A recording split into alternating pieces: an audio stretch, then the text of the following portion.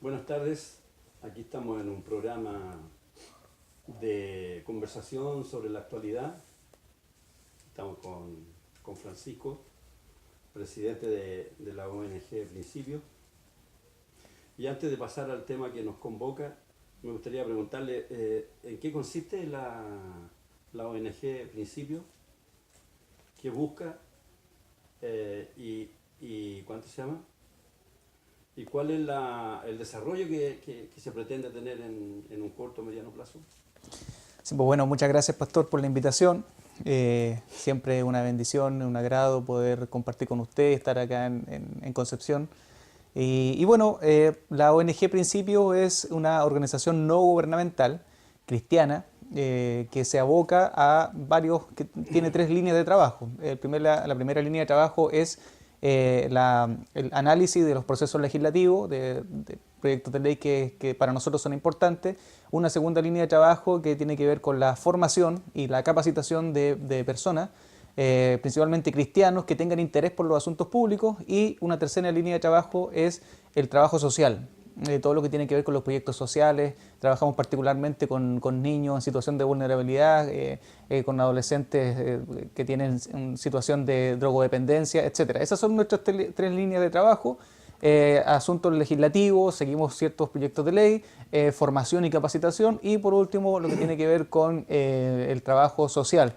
Esta organización surge fundamentalmente porque en el ámbito del cristianismo, del sector evangélico cristiano, ¿verdad? No existen muchas instancias como estas de reflexión, de opinión, donde nosotros podamos formarnos también en los temas políticos, sociales y públicos. Y en realidad son dos o tres, contados con los dedos de la mano, ¿verdad?, la cantidad de organizaciones de este tipo que hay en el mundo cristiano. Así es que nosotros vimos la necesidad, llevamos una buena cantidad de tiempo trabajando estos asuntos, y es por eso que que organizamos este trabajo que se llama ONG Principios. ¿Cuánto tiempo llevan ya? Bueno, siempre hemos trabajado bajo el alero o bajo la dirección de UNEVAC, la Unión Evangélica por los Valores Cristianos, y esa organización tiene cerca de 12 años, y nosotros siempre hemos trabajado con ellos. Así es que digamos que tenemos una buena cantidad, 12 o 13 años trabajando en los asuntos públicos, y ahora formalmente como organización llevamos trabajando cerca de un año en la constitución de esta organización, formando también los equipos de trabajo, armando la infraestructura de la organización. Así que yo diría que unos 12 o 13 años, digamos, ya de práctica de trabajo en lo social y en lo político. Interesante, ¿eh? Es una buena propuesta para el futuro, sobre todo para el futuro de los jóvenes, ¿no? Que vienen de atrás, que vienen interesados en los estudios, en leyes, y algunos que vienen interesados en la política también. Exacto. Cómo llenar ese aspecto. Es interesante el tema.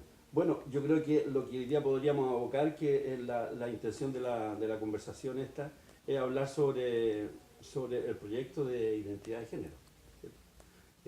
Cómo va todo este proceso, cómo lo ves tú, que has estado metido ahí en el Senado, has estado metido ahí en la Cámara, donde se están resolviendo los temas, y estás viendo, digamos, todas las tendencias políticas, cómo se confabulan, cómo quieren a la fuerza imponer este proyecto, legislar sobre ello, ¿verdad? ¿No? Y todo lo que generaría al respecto si esto se aprobara. Bueno, ya se aprobó una parte, ¿verdad? ¿No? Y está en discusión la otra parte, sobre todo con el tema del cambio de registro de nombre, ¿verdad? De los menores de 14 años, ¿no? Que es un debate que hoy día se está dando a nivel nacional, que no hay ningún chileno que pase desapercibido o que no le interese el tema hoy día, toda vez que se está poniendo cada día más en tela de juicio, digamos, el accionar de este gobierno en particular, que contó con el voto ¿cuánto se llama?, de la iglesia para ser elegido, y que nos dé vuelta a la espalda, digamos, a última hora. Esto está repercutiendo en todos los lugares. Antiguamente, 10 años atrás, no se hablaba de esto, pero hoy día, gracias ¿qué digo yo?, a UNEVAC, gracias a la iglesia, que se ha estado preocupando del tema, lo ha estado poniendo al menos como un tema de conversación en la iglesia, en todas partes. Y como la iglesia llega a muchos lugares, está en todas partes, entonces se masifica rápidamente. Pero igual están estos como nudos ciegos que la iglesia no entiende, ¿no? No entiende porque, claro, los medios de comunicación distorsionan, ¿cierto? ¿No? los pastores muchos no están al día en el tema, algunos no se quieren meter, pero en términos de iglesia en general hay una sensibilidad, ¿no? Hay una sensibilidad por este tema. Y bueno sería tú que estás metido ahí adentro, pudieras explicarnos, digamos, o hacernos para nuestros hermanos, para la iglesia, los que ven el canal de televisión, que llega a muchos países del mundo, entre paréntesis, ¿no? Que tenemos mínimo 5.500 seguidores que están viendo permanentemente el canal. Entonces hay un universo, digamos, de 5.500 personas más o menos que siempre están interesados en los temas, en los cultos, en las cosas del Señor. Y como este tema de la ley de identidad de género no es un tema nacional, es un tema mundial, porque está en todos los países, es parte de la globalización, ¿cierto? ¿No? Es parte de lo que se está imponiendo en todas partes, es como bien se ha señalado, una ideología, una dictadura ideológica, porque aquí nos está contando con el voto de la gente, no se le está pidiendo la opinión a la gente. O sea, a los senadores, a los políticos, lo que menos les interesa, digamos, es la opinión de la gente. Aquí lo que les interesa es sacar el tema adelante. Y tú que estás de cerca ahí a la orillita del fuego, cómo se están cocinando las cosas, nos gustaría, digamos, que tú nos hicieras primero como una exposición, cómo va la cosa, ¿cierto? ¿No? Y hasta dónde podría llegar ahora en este periodo. Claro. Claro, bueno, lo importante en ese caso es primero reconocer que este proyecto de ley ya dejó de ser un proyecto, aunque formalmente todavía no se transforma en ley porque tiene que ser promulgado. Las leyes tienen un proceso, un trámite constitucional, tienen 5 procesos, tienen 5 etapas. Y esta está en la fase 4 ya, falta solamente el último trámite constitucional, que es la promulgación y la firma del presidente. Una vez que se promulgue y se firme, ya se transforma en ley de la República. Pero todavía no puede firmarse y promulgarse porque falta la revisión del Tribunal Constitucional, de lo que salió de ambas cámaras. Ya pasó por el Senado, pasó por la Cámara de Diputados en su último trámite, en el 4 trámite legislativo, y faltaría algunas revisiones mínimas en el Tribunal Constitucional. Es un proyecto de ley que tiene 5 años y medio de discusión, casi 6 años de discusión, un proyecto de ley emblemático, impulsado por el sector de la izquierda de la política chilena y fundamentalmente Michelle Bachelet le puso las urgencias correspondientes porque, bueno, no solamente este proyecto de identidad de género, sino que un cúmulo, una serie de otros proyectos de ley que cambian la cultura, al final la cultura chilena. Entonces, pero este no era cualquier proyecto, es un proyecto importante para la izquierda y es por eso que fue aprobado, ¿cierto?, en ambas cámaras ahora en un gobierno, paradójicamente, en un gobierno de derecha, que se supone que es contrario a la agenda valórica de izquierda. Así es que, bueno, este es un proyecto que lleva 5 años y medio de trámite en ambas cámaras. Se votó hace 2 semanas atrás, 2 o 3 semanas atrás, se votó en el Senado y se votó después, posteriormente, la semana pasada, se votó en la Cámara de Diputados. Inicialmente, la idea de este proyecto era regular el procedimiento para que una persona mayor de edad pudiera cambiarse el sexo de manera registral en el registro civil. ¿Ya?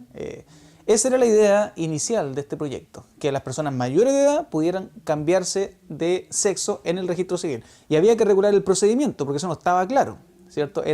Tenía que hacer, lo podían hacer, pero era un trámite muy engorroso, ¿verdad? Y que entonces la idea era facilitar para que las personas que tuvieran disforia de género o que tuvieran un disconfort, por ejemplo, aquellos hombres que dicen ellos que se sienten disconformes con su envase, con su cuerpo, porque se sienten mujeres, aquellas personas que tuvieran disforia de género, que está catalogado como una enfermedad, como un trastorno mental, todavía pudieran cambiarse el sexo registral, o sea, su carnet de identidad pudiera decir el sexo con el cual se sienten y no el sexo biológico que ellos realmente tienen. Esa era la idea inicial, pero a medida que fue pasando el tiempo, fue cambiando la intencionalidad para transformarse en lo que hoy día tenemos. Un proyecto totalmente ideológico, un proyecto garantista, un proyecto que tiene procedimiento, un proyecto que está hecho a la medida de los grupos homosexuales y es por eso que lo perjudicial que tiene, porque solamente en el título 1 del proyecto se habla de garantías, se habla de derechos y se habla, por ejemplo, como en ninguna otra parte del mundo, se habla del derecho a la identidad de género como un derecho humano subjetivo. El proyecto no dice que se tiene que legislar sobre el derecho humano a la identidad de género. No dice la palabra derecho humano, pero sí dice en el título 1, en el artículo 3 del título 1, sí dice que el derecho a la identidad de género debe ser reconocido por instituciones públicas o privadas. O sea, al final igual es un derecho humano de manera subjetiva. De ahí entre medio ponen como que debiéramos toda la sociedad chilena, tanto las instituciones públicas como las instituciones privadas, reconocer el derecho a la identidad de género. Entonces, eso es lo peligroso, porque, como decía, en ninguna otra parte del mundo se reconoce el derecho a la identidad de género. En ningún tratado internacional, en ningún otro proyecto del mundo de identidad de género, ni en el proyecto de Argentina, ni en ninguna otra parte del mundo, se establece el derecho a la identidad de género como un derecho, como una garantía. Solamente aquí en Chile. Solamente aquí en Chile se resguarda el derecho y se garantiza el derecho supuesto a la identidad de género. Entonces, eso colisiona con otros derechos, con otras garantías constitucionales, como por ejemplo el derecho a la libertad de expresión. Pues usted me preguntará por qué colisiona con ese derecho constitucional a la libertad de expresión, porque cualquier persona que hable en contra de este grupo, ¿cierto?, de la minoría sexual y particularmente de los transexuales, entonces podríamos nosotros estar yendo en contra de un derecho humano a la transexualidad, digamos. Entonces, inmediatamente se nos coarta el lenguaje, se nos limita lo que podemos, lo que no podemos decir, y crea grupos especiales. Y colisiona, a su vez, con un derecho civil a la igualdad ante la ley. Porque nuestra Constitución dice que todos somos iguales ante la ley. Pues bien, entonces, esta ley lo que hace es crear un grupo especial, un grupo humano especial. O sea, ya no vamos a ser todos iguales ante la ley, ¿cierto? Sino que vamos a ser ciudadanos de segunda categoría, digamos. Ellos, los transexuales, porque se les garantiza el derecho a la identidad de género, ¿verdad? Nosotros vamos a ser ciudadanos, vamos a pasar a ser los que no somos transexuales, los que somos heterosexuales, vamos a pasar a ser personas de segunda categoría, porque ellos van a tener resguardado, van a tener su derecho resguardado a la identidad de género. Entonces, eso y otras cosas más. En ninguna otra parte del mundo se garantiza el derecho a la identidad de género como aquí en Chile. Entonces, es muy importante la discusión que se está dando, porque este es un asunto que ya dejó de ser algo académico o algo un tema de discusión de élite, porque ahora ya incluso en los mismos colegios se está hablando de la identidad de género. O sea, a los mismos niños se les está diciendo, desde la educación parvularia, se les está diciendo que pueden ser neutros, que un hombre no nace hombre, sino que se forma un hombre, y una mujer no nace mujer, sino que se forma culturalmente en una mujer. Esos son todos los ideólogos, todos los conceptos de la ideología de género, de la teoría de género, o del llamado también como enfoque de género. Por ejemplo, Simone de Beauvoir, Kate Millett y una serie de otras ideólogas de esta teoría de género, que dicen, entre otras cosas, que lo sexual también es político, ¿verdad? Que lo íntimo también es político. Simone de Beauvoir dijo que la mujer no nace, sino que se hace mujer por los factores culturales. Eso es lo que están enseñando los colegios. Esto dejó de ser algo de élite, algo de las cúpulas, para transformarse en algo real, de la vida cotidiana. Entonces, por eso es que es importante que la gente en sus casas pueda entender que este no es cualquier proyecto de ley, lo que se aprobó, sino que es un proyecto de ley que atenta directamente o que afecta directamente a las familias en sus casas. Y a todas las familias, no algunas, ¿cierto? No, a sus hijos, en la casa, en el colegio. Todos los niños van al colegio, todos los niños van al jardín. Entonces ya nosotros tenemos esta cosa, por ejemplo, papá empezó aquí en Chile con Nicolás tiene 2 papás, ¿no?